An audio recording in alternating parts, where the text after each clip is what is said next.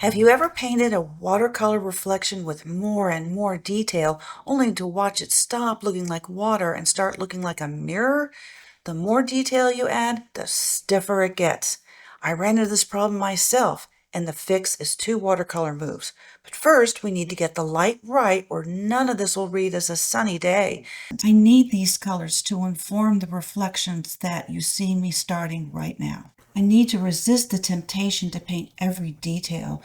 Working mostly wet and wet really helps with that. Color bounces around on all of the objects. That's why I'm painting the boat green. Be sure to use thin mixes of your colors so they go on very light. Notice how I've varied how dark the color is on the water and left some areas white. We'll use those for our reflections.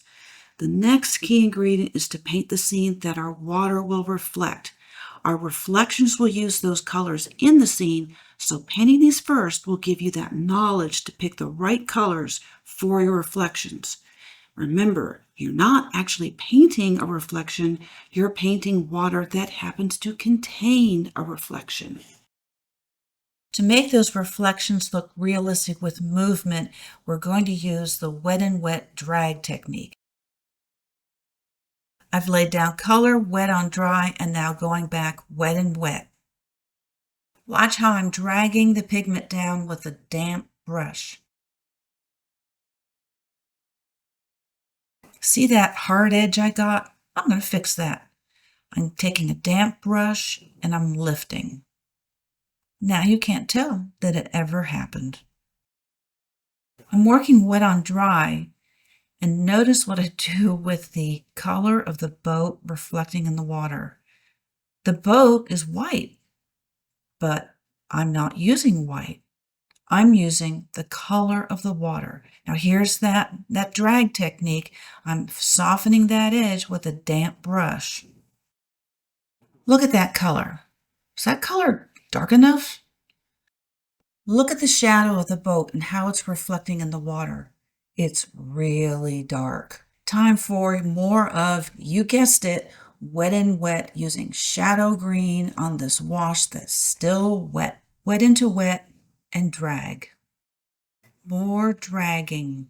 Now you might be thinking, oh, wait a minute, Peggy, I thought you said to not make a mirror image of the objects in the water, but I see tree trunks reflected in the water. Just remember that the water contains reflections. You are going to see some reflections of the objects in the scene above. Just don't paint the entire woods reflected in the pond, only parts of it. Most of the time there's movement in the water, and if we have some diffuse looking objects, that is going to be what's realistic because the water is moving. The reference photo has a lot of vegetation in it, and it could make it difficult to get all those details in. And it also can help detract away from what it is you're trying to say with the painting. So in this case, what I've done is I've chosen to ignore a lot of the vegetation and instead pull the color from the scene down into the water. The light colored tree that we see on the land is the color I've just painted in the water. Now for the left side, I've done wet on dry, coming back with another color where I'm blending that into the wet paint already there to do a little bit of wet and wet. Here's the dragging. That allows more blending.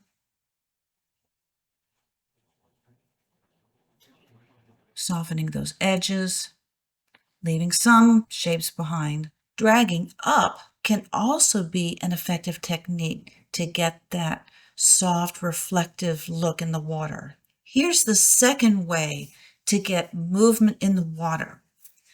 The paint is still fairly wet, so I'm going to lift using a golden Taklon brush, which has fairly stiff bristles. This is the wet and wet lift technique. Now watch something here. Not only is the brush lifting, but it's dragging color over a lighter area of the painting. It automatically creates movement and ripples just with one brush stroke. To create a sense of depth, I am putting in some foreground foliage.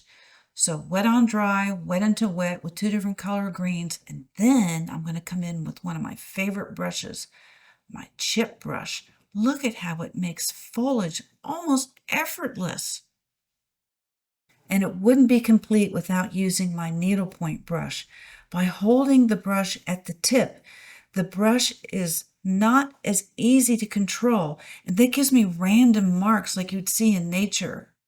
To make the skiff the center of interest, I'm putting in shadow and details that will attract the viewer's eye.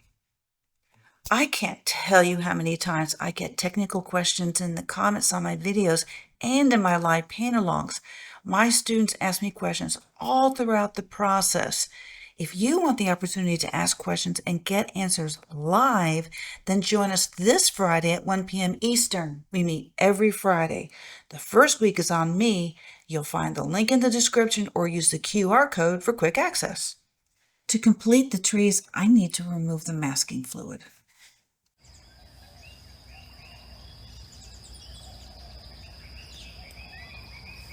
A mixture of cobalt blue and raw umber to make gray will be perfect for these tree trunks.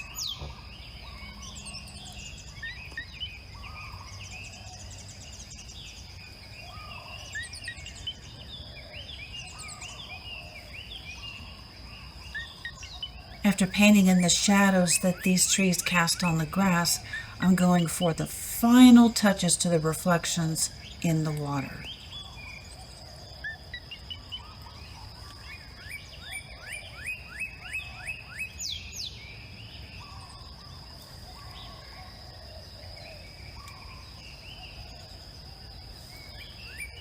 I have to remove the masking fluid so I can put the last details on the skiff.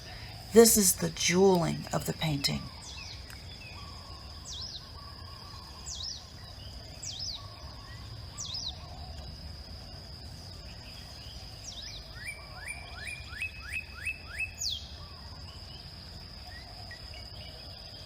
Notice something. I never tried to paint a perfect mirror image. Instead, I painted soft shapes, blurred edges, and just enough movement to convince your eye that this is water. The next time you paint a pond, don't ask, how do I paint the mirror image of everything? Ask, how can I make this reflection behave like water?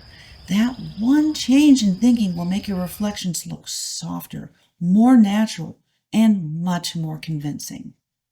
Making reflections soft is what makes water believable. But if you want depth in your entire painting, one that you can walk straight into, you need to make good decisions about how light or dark your colors need to be. I show you exactly how to do that in this video.